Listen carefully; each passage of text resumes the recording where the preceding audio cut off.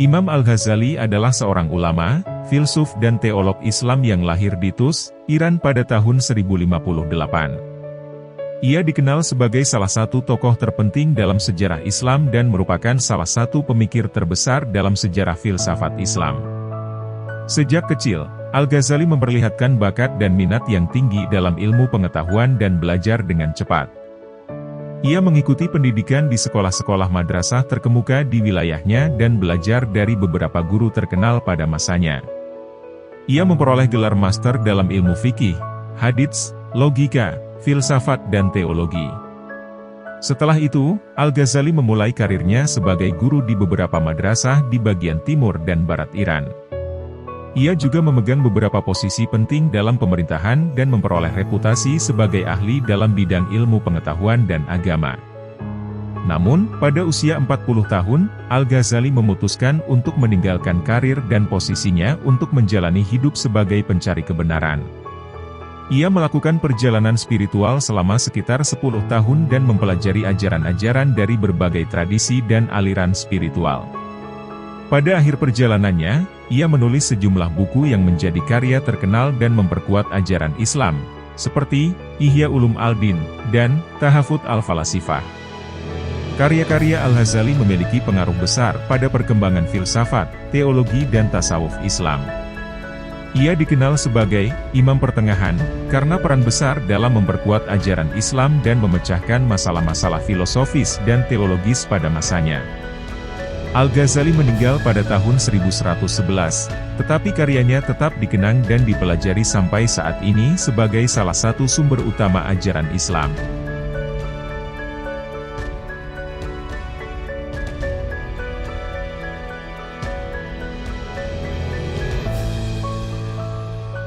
Jadikan kematian itu hanya pada badan, karena tempat tinggalmu ialah liang kubur, dan penghuni kubur sentiasa menanti kedatanganmu setiap masa.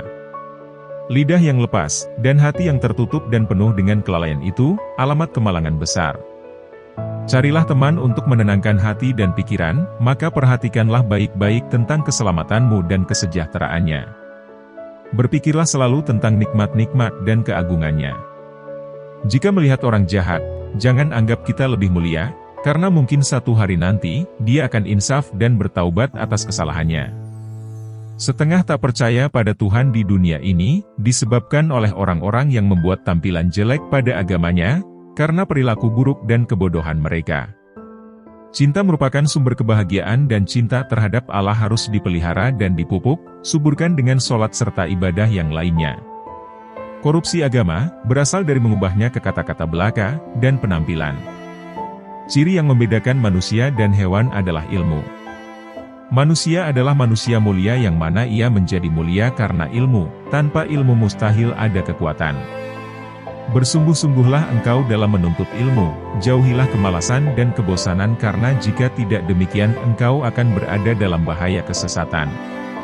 Orang munafik mencari-cari kesalahan, sementara orang beriman mencari permintaan maaf.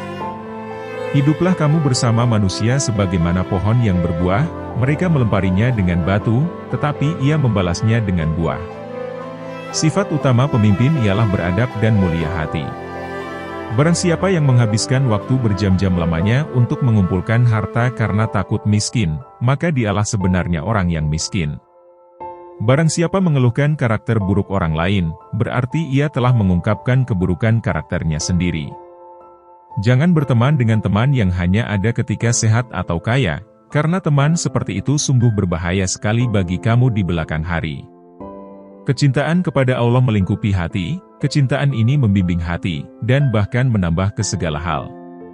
Yakinlah semata-mata dengan memiliki ilmu, belum tentu lagi menjamin keselamatan di akhirat kelak.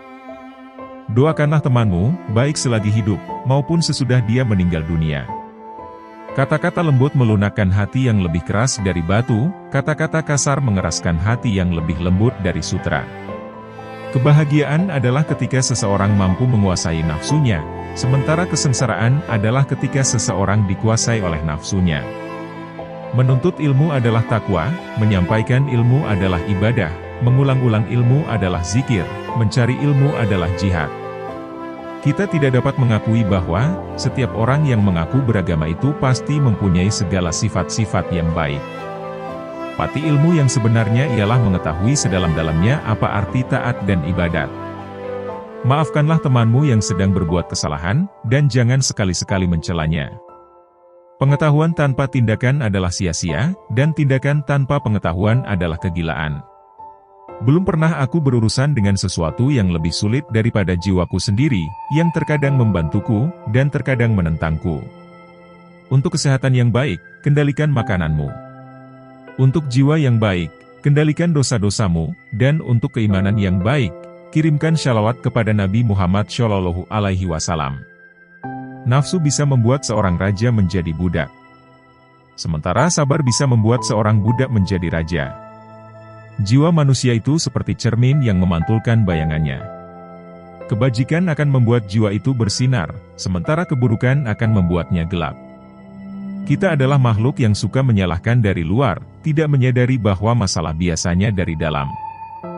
Jangan biarkan hati Anda mendapatkan kesenangan dengan pujian dari orang lain, atau Anda akan sedih dengan kecaman mereka. Kebahagiaan terletak pada kemenangan memerangi hawa nafsu, dan menahan kehendak yang berlebih-lebihan. Untuk mendapatkan apa yang kamu suka, pertama kamu harus sabar dengan apa yang kamu benci.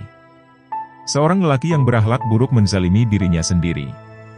Barang siapa yang memilih harta dan anak-anaknya daripada apa yang ada di sisi Allah, niscaya ia rugi dan tertipu dengan kerugian yang amat besar.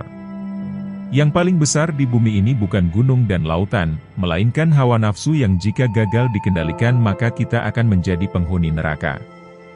Doakanlah temanmu, baik selagi hidup maupun sesudah dia meninggal dunia. Kerja seorang guru tidak ubah seperti kerja seorang petani yang sentiasa membuang duri serta mencabut rumput yang tumbuh di celah-celah tanamannya. Yang paling besar di dunia ini adalah hawa nafsu. Mulia dan tidak mulianya ditentukan dengan apa yang mereka kerjakan. Kepada para pencari, Anda tidak akan mampu bangkit untuk melaksanakan perintah Allah sampai Anda memonitor hati dan anggota badan dalam setiap saat dan setiap napas. Kecintaan kepada Allah melingkupi hati, kecintaan ini membimbing hati dan bahkan merambah ke segala hal. Yang paling jauh dari kita di dunia ini adalah masa lalu. Orang-orang dari hewan, beberapa setan, beberapa malaikat, dan Anda. Satu berangkat dari stasiun kesabaran melalui kecemasan, berlebihan dari keluhan, membuat sebuah pameran kesedihan, harta dan makanan. Kuat dan bahagianya suatu umat adalah karena akhlaknya, apabila akhlaknya rusak maka binasalah umat itu. Hidup beradab bukan hidup untuk biadab.